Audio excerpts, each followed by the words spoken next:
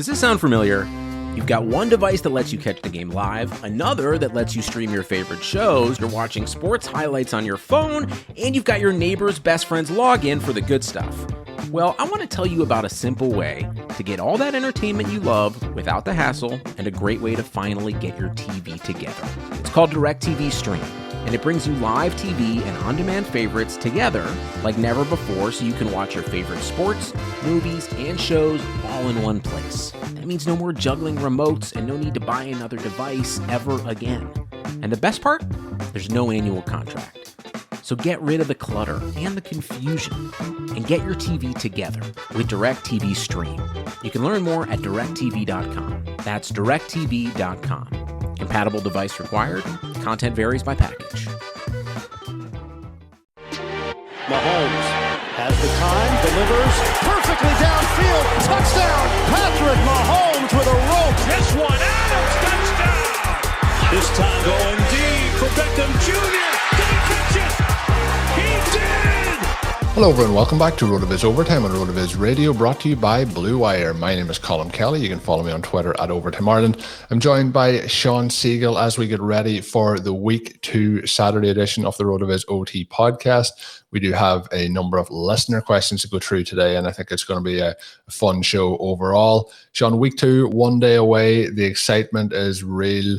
Was what we've seen in Week 1 the real deal? Was some of it kind of a mirage? What is going to happen? We'll find out at 1 p.m. Eastern, I guess, or 6 p.m. UK and Irish time tomorrow. We will, and I'm glad that you put the UK and Irish time in there. We have lots of listeners across the pond. I didn't put in your time zone though, so if you want to update it. Yes, it'll be 10 a.m. We get to have breakfast football, not strawberries and cream. We will have Dunkin' Donuts. They are the closest. They are the easiest to eat, 6 or 7. You get donuts from a real donut shop, and you got to stick at 1 or 2 because they're really coming with both the dough and the sugar. Dunkin' Donuts not quite the same from that perspective, which allows you to go even deeper into the day. Colin will be starting at 10 a.m. with the fast forwarding and trying to manage the powdered sugar. So yes, we're very excited for Week 2.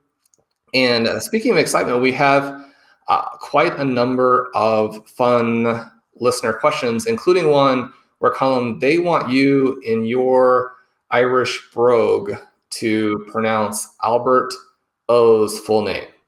I think we're both going to have a go here at it, Sean. We'll have to have a go at Albert O. But yeah, it did come in. It occurred to me while we were talking on the Tuesday podcast that we just kept saying it. And I think everyone probably knew why we were saying it. It's not the easiest name to pronounce. So I'm going to have a go at it here first. Then you can have a go. So it's Albert Oku-A Bunam. I think that's as close as I'm going to get. Don't ask me to say it faster second time. Don't ask you to say it faster. Huh? So, yeah, I think it's the end of this, or the end of the second grouping there, which is really maybe the third syllable that makes it tricky. This is a fantastic name. I wish that I could say it perfectly because, it's the best name in football. So I think it's something in the vicinity of Oku-A-Bunam. And again, we'll keep working on that because it is the best. And Albert looked good again in Week 1, did have the fumble, but also did have the touchdown. He may be the most athletic tight end in football, right? We have a lot of focus on the starter there, Noah Fant. He looks good. We have him on a lot of teams. We want him to score points. Kyle Pitts, a lot of focus there. Had 8 targets in Week 1. We expect better days from him. Mike Gesicki, we have him on some teams, put up a 0. Hopefully that's a factor of the Patriots having an elite defense and being known for taking away the guy they think can beat them and cause them the most trouble. So maybe Mike Gesicki was the focal point of the defense last week, or maybe that will end up being a very bad pick. So we've got the 3 extremely athletic tight ends. Albert O may be better or at least more athletic than all of them. We enjoy watching him with the Broncos. And even though it's not a 1-for-1 switch, obviously the fact that now they don't have Jerry Jeudy means we could see more elements with the 2 tight ends We could see them on the field together a little bit more often. We could see more targets to them when they're on the field individually. So that's a pretty relevant one in terms of deep waivers for this week as well. He should be rostered in all deep dynasty leagues. He should be rostered at this point in probably most medium-sized dynasty leagues.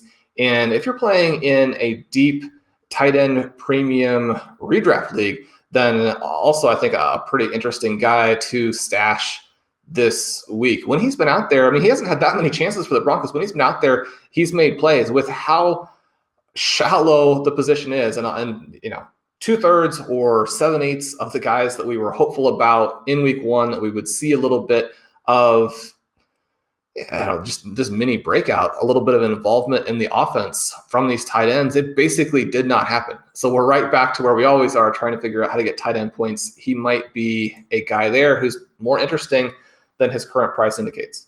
Yeah, and you mentioned Gesicki. I'm going to spring this on you. So we'll do rapid fire players to score over or under 15 points in week 2. So it's just going to be over or under, and we'll let the listeners keep tabs. So we'll go with Gesicki first, over or under 15 points.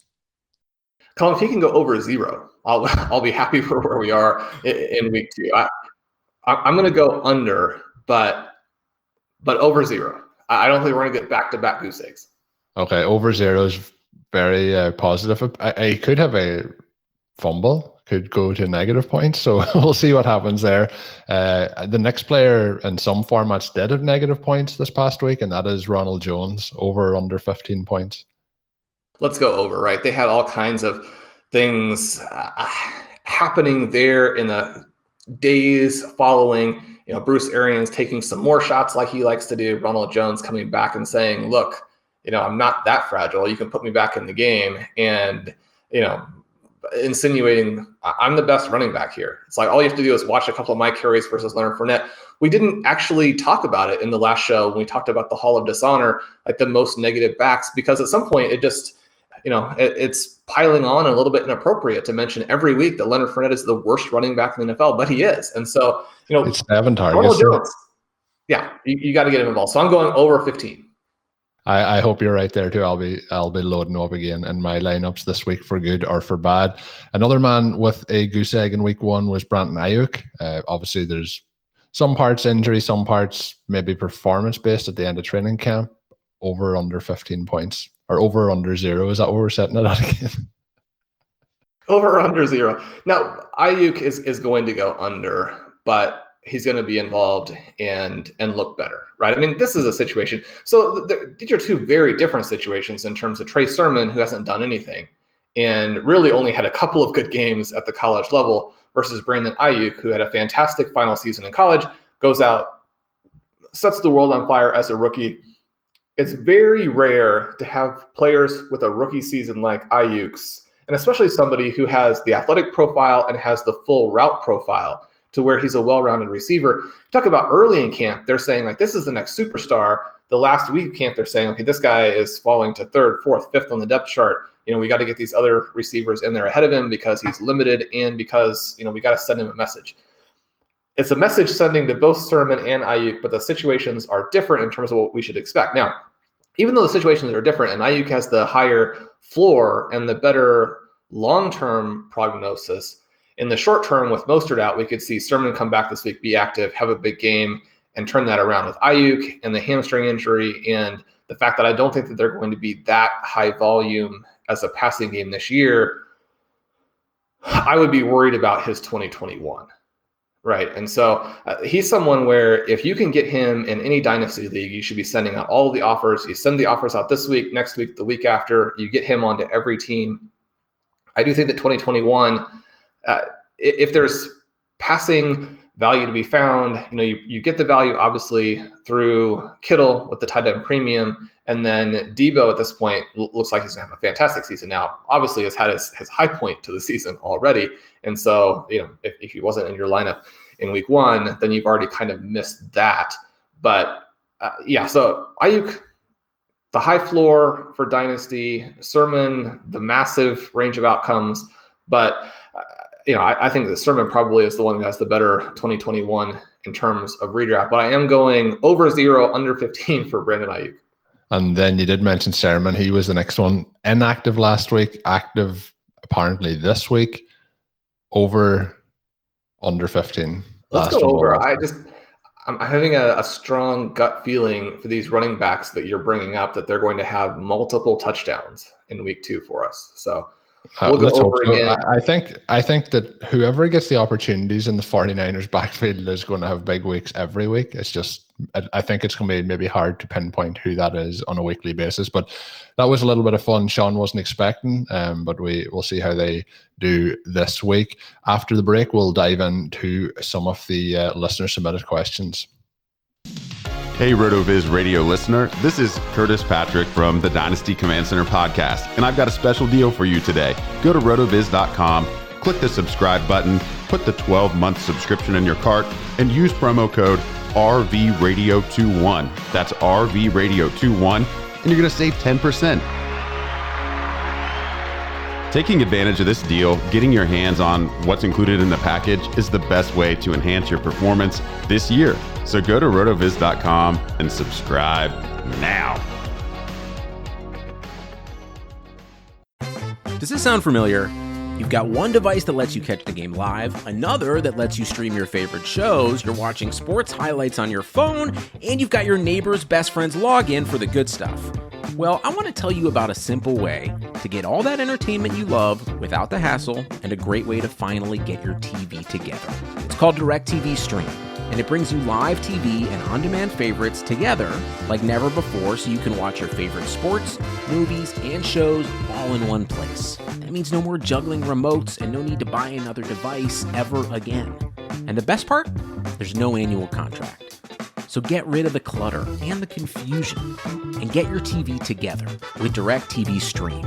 You can learn more at directtv.com. That's directtv.com. Compatible device required. Content varies by package. Hey guys, looking for a betting advantage this football season? You need to download BetQL, the only app you'll need to compare betting odds and make smart bets. Their best bet computer model scans over 350,000 unique bets per year to give you a best bet recommendation for every game across all major sports and gives you the reasoning behind why you should place the bet. Their model covers everything from spreads, over-unders, and player prop bets. Don't want to use this model and prefer to do the research yourself? Well, BetQL has all the necessary tools for your betting research needs. Tools like line movement and sharp data on who the pros are backing, team summaries highlighting previous success against the spread and over-under, team lineup breaking news and injury status updates, and leaderboards to track how you stack up against others and to view your winning streaks. Better data, better bets. Head to the App Store or Google Play Store now to download BetQL. You can also head to try.betql.co/BlueWire to get started now. Enter the discount code BlueWire at payment checkout for 25% off any of their subscription offerings. Make sure to check out their offers page to find a special offer to receive a full free year of BetQL. Don't miss out on the chance to gain your betting advantage during this football season. So, Sean, a question that came in, and the questions today, I suppose the questions most weeks will probably follow a little bit of a zero RB theme, but the question that did come in was from Mark Blumenthal, and he said, so you've drafted a wide receiver heavy zero RB team with plenty of depth at wide receiver, enough to win the bye weeks and withstand the inevitable injuries or busts. Now your league mates are sending you trade offers because you do have depth at wide receiver and they see a near-term weakness at the running back or another position. He said, how do you decide if and when to trade away any of that wide receiver depth? And is there a particular criteria you look for in a wide receiver you'd consider expendable? So I thought this was a really fantastic question because I'm sure there's a lot of people thinking of this now, and maybe some of the zero RB players that they drafted maybe haven't worked out thus far for them. And then obviously maybe there's a little bit of panic creeping in. I think, Sean, it's a little bit like when you're in the draft, it's about like holding firm on the draft process. And I think it's probably going to be the same with your answer here for this, but I would certainly think it's a little bit too early to be moving away from those wide receivers. I think it depends on how loaded you are at receiver and how much of an infusion you need at running back and just what other participants are willing to offer, right? Because if you have 6, 7, 8 receivers and they all look very, very good, and you weren't able to add a Tyson Williams, or you're worried about the fact that after he misses that block, that his participation in that game really went down. I mean, he's someone who scored nicely for us in the first week, and yet at the same time, he might feel like his future scoring is pretty fragile. Now, the future scoring for all running backs is pretty fragile, and we saw that even with a lot of the first, second round picks this past week. But maybe you need to move back out of some of these guys who have already scored for you. Maybe you are someone who picked up Sony Michel either through free agency or he was available and you were drafting him a lot before the trade and saw his value skyrocket, and then he's not super involved in week 1. Darrell Henderson looks fantastic, and so you're thinking, okay, well, maybe the values aren't that close. That's something else we kind of talked about in the Zero RB update right before the season, is that Henderson was falling, Michel was rising, and they'd actually gotten into a range where it really strongly flipped back to Henderson in terms of the guy who actually was the value, even though he was a little bit more expensive at that time. So there are some guys where if people are willing to include, maybe if you can use Williams or you can use Michel as part of the trade to get back a really good running back, then I think you have to look at that, right? So if you can trade a couple of guys that you got in round 8 for someone who was legitimately going in round 2 or 3, then you have to look at that. The other thing, I think this is an interesting question about the wide receiver profiles, because if you're able to now move a profile that we know is good, is solid, but maybe is a little bit lower value, then you could do that. So one of the things that we talk a lot about is price and getting discounts and understanding that price matters so much. It's not that someone like a Robert Woods isn't a good player, or even that he couldn't return value at his lofty price, but you have people like Tyler Boyd, like Deebo Samuel, like Jarvis Landry, who can give the same value or a similar value back for just a fraction of that price. Now in week 1, what did we see? We saw Tyler Boyd didn't do it, right? Robert Woods himself was on the verge of not doing it until he gets that touchdown very, very late. But we get huge games from Samuel, huge games from Landry. If you have a team that is deep enough and you want to move a Landry or a Samuel, you could possibly do that. The other thing that you might be able to do, I kind of joked in my Monday column that I wrote this article about these are the discount players you could draft instead of drafting Tyler Lockett. And it was really just like crazy and at least to me felt like mildly humorous that Tyler Lockett goes out there and has this massive 2-touchdown game, but like so did all of his discount guys, right? Adam Thielen has the big 2-touchdown game. Corey Davis has the 2-touchdown game. Brandon Cooks goes for over 100 yards. And Marvin Jones does Marvin Jones kinds of things where he scores a garbage touchdown and looks better than the contribution he actually made on the field. All of those guys are players where we probably weren't drafting them at their ADP, but there were players who did offer this sort of arbitrage opportunity on Lockett later, and there might have been different drafts in which they were a value for you. I think you could move out of those guys because they should have more value now than they had a week ago, and I think that the perception at least, and I don't think the actual value is all that much higher. When you look at someone like a Corey Davis who had a great game, but disappeared for the vast majority of it, right? And so I think that the actual statistics don't reflect exactly what happened. There were some big plays that Elijah Moore could have made. When you look at where they were drafted and you look at the actual fantasy points that Davis and Moore scored in week 1, you're looking at, and if you drafted Elijah Moore, you're maybe thinking to yourself, man, I've made a huge mistake. You may have, but I don't think we know that yet, right? And so if I'm moving out of wide receivers, I want to move out of guys who I think at least temporarily are worth more than they're probably actually going to be worth. And so we can move them, especially if we're getting an elite running back.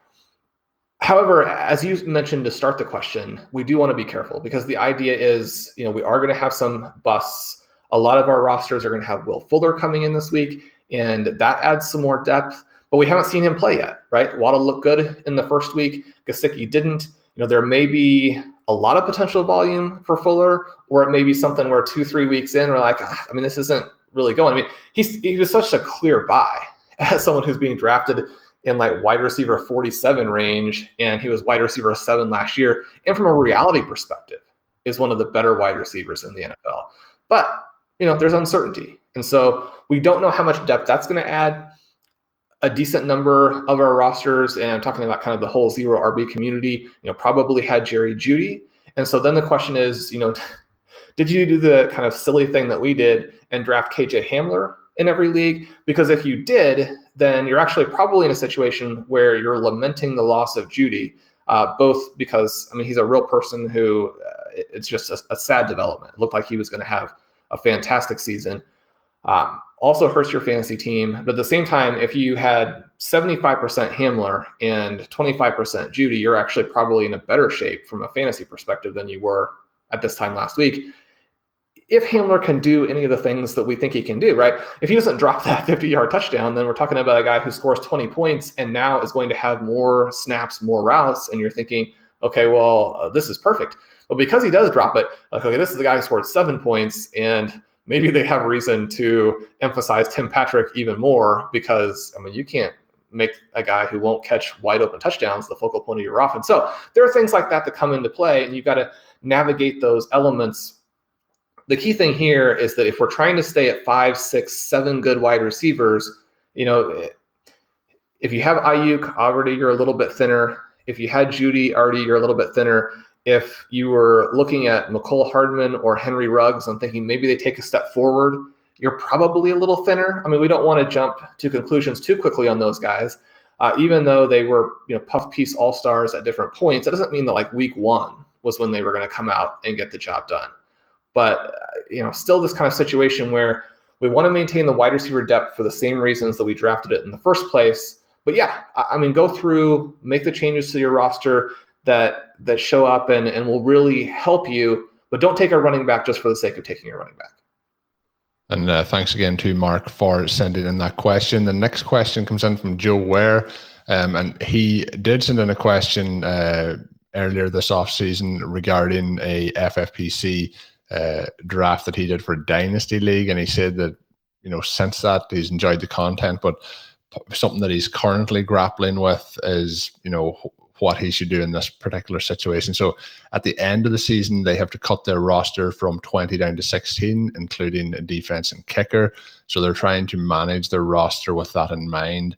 He said, would you guys recommend we carry only a handful of running backs through in the 16, say 8 wide receivers, 3 running backs, 2 tight ends, 1 quarterback, 1 defense, and 1 kicker, and then use the 7 rounds off the 2022 draft to restock the RB room? So obviously it depends on your roster, but it would be useful to have a general idea of where to go with it. He also says, do you find that as the end of the season gets closer, you start trading away or cutting older running backs that offer less value next season? I guess we could tie that into wide receivers potentially as well and replace them with younger upside long shots. For example, Gio Bernard offers more value in 2021 to his team, but he has Jared Patterson who may be more valuable in 2022. Is it smart to reconstitute your bench as the season progresses? So another very well thought out question coming in there, and the questions have been fantastic that we've been getting submitted in, so thanks to everyone who sent them in. If you do want to send one in, send it to me on Twitter at Overtime Ireland or email it over at rotovizradio@gmail.com. We'll use the best on some of the upcoming Saturday shows. John, a good question there regarding thinking ahead versus thinking for the actual season. What's your overall thoughts for Joe? He mentioned it depends a little bit on the overall roster and the kind of the strength of, say, the top running backs there. And I do think that is something that will come into play. One of the things that we discussed a lot when we did these dynasty shows is that the wide receivers were going to be a lot better values than the running backs during the startups. And then obviously most of us drafted sort of in a zero running back-ish method for the first season. And so our teams tend to be very, very good at wide receiver, a little bit weaker at running back. The one that Blair and I did, we ended up with Travis Etienne and Javonte Williams.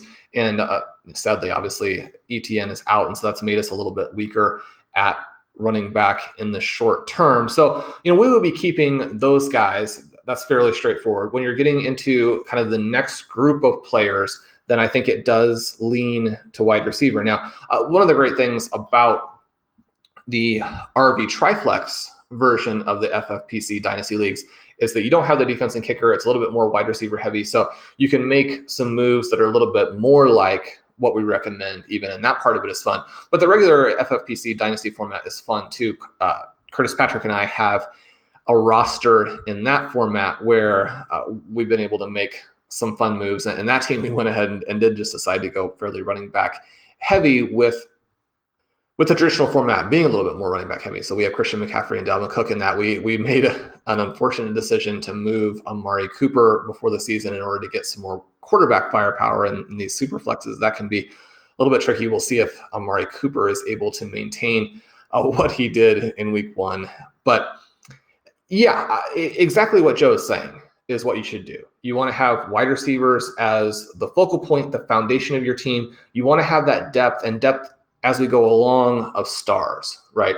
And so everybody you drafted isn't going to necessarily pan out. You might even end up moving some of the guys, some of these great values in terms of, players like a Fuller, players like a Landry, players like a Samuel, guys who we really believe in, but they might end up even being your wide receiver 9, your wide receiver 10, your wide receiver 11. You move them for either star running backs or future value. And so then, we get to the point 2 or 3 years down the line where, we're up to, it seems kind of silly to say, but if you draft in the 0 RB manner and you stick with it and you have patience, you're going to get to where you have 6, 7, 8 wide receiver, like I was going to say wide receiver 1s, probably more like, top 20 wide receivers. In your league, you can get to where you have 6 or 7 of the top 20 wide receivers, a couple of good tight ends, a good foundation quarterback, ideally 2 of them in super flex. And then every year you're able to continue to move guys and have multiple first round picks and either take, the next great value at wide receiver or take that running back who's going to really change your team around so that you have this team full of stars, right? The idea that we want in Dynasty is to build this team that is so good that it's almost unbeatable. Now, in any given week, you can still lose. That's one of the reasons why you want to get the bye and move along in that fashion, not only in this format, but kind of all of the formats that we're looking at dynasty-wise. But yeah, I think Joe is exactly on the right path in terms of how to construct it. You don't necessarily need to keep those running backs through the offseason. You can use that draft to restock them. And you can do things like cut a Geo and then draft him back in the 6th, 7th round. We saw him go very late. There are going to be some pass catching backs who round out your team for that year that you can get in those drafts and not have to actually stash them through that process, right? So these future drafts in the FFPC, for anybody who is thinking about it and thinking maybe they might want to be in an FFPC Dynasty League in the future, one of the things that's kind of fun is that because you have the cut down, then you also have these veterans in the draft. And so you're thinking to yourself, well, it's a 7-round future draft. Isn't that kind of silly? I mean, there are only 15 to 20 guys who are really that relevant as rookies, but you bring in all of the veterans again, and it's a lot of fun. It's one of the things that the FFPC does to try and keep teams from getting like too far apart from each other in terms of quality. And so even though there are things in the format that keeps you from maybe getting too far ahead, there's also this element where you can get the guys back and then you can trade them for more. I mean, Blair and I think have something like 25 picks in next year's draft. And you're thinking, well, that's silly, but you can stash those players through the summer. A lot of them, like a Geo, will become more valuable. You can trade them for more future picks. You can keep the guys who emerge and jump in value. Some of the guys who were drafted in the 6th, 7th round of our league this year, by the time the season rolled around, they would have been 2nd round picks. Well, then you can move them for more future picks and kind of keep this process going. So we talk about perpetual reloading. I think Joe's got the right idea. He's got a perpetual reload going, and I think that his FFPC Dynasty team will be very, very good. Yeah, and another good question. Thanks, Joe, for sending that in.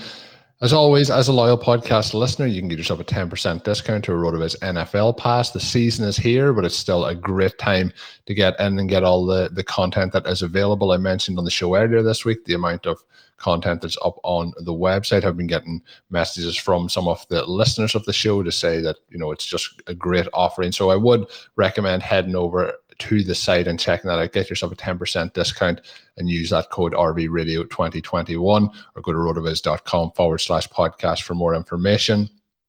Drop us a written review on your favorite podcast app. As always, we do appreciate that.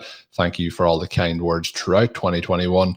And if you haven't dropped one yet, it does just take a minute or two. Drop us a nice review. We would appreciate that very, very much. That is going to take us to the end of today's show. We are ready for week 2. Hopefully your lineups are ready for week 2 as well. Best of luck this week. Hopefully when we come back on Tuesday, we will have some positive stories for our OT teams, and hopefully our OT listeners have a successful weekend as well. Stealing Bananas will be back early Monday for you as well with the recap show, so do make sure you're subscribed to that feed as well as our individual feed here for RotoViz OT. You'll hear Sean on both of those throughout the week, every single week this season. My name is Colm Kelly. You can follow me on Twitter at Overtime Ireland. My co-host is Sean Siegel, who you can check out all of his great work up on rotoviz.com. Until we're back next Tuesday with another RotoViz OT, have a good one. Thank you for listening to Overtime on RotoViz Radio. Please rate and review the RotoViz Radio podcast on iTunes or your favorite podcast app. You can contact us via email at rotovizradio@gmail.com. Follow us on Twitter at RotoViz Radio. And remember, you can always support the pod by subscribing to RotoViz with a discount through the RotoViz Radio homepage, rotoviz.com/podcast.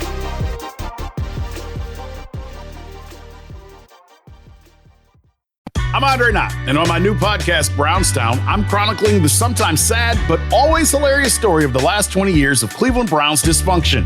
With the voices of Jim Donovan, Brady Quinn, Tim Couch, Romeo Crennel, Josh Cribbs, TJ Ward, Phil Savage, and many more, we'll track how unbelievably bad decisions and bad luck kept this team down for way too long. So join us as we go tailgating in the Muni Lot and diving deep into the dog pound. You're going to Brownstown.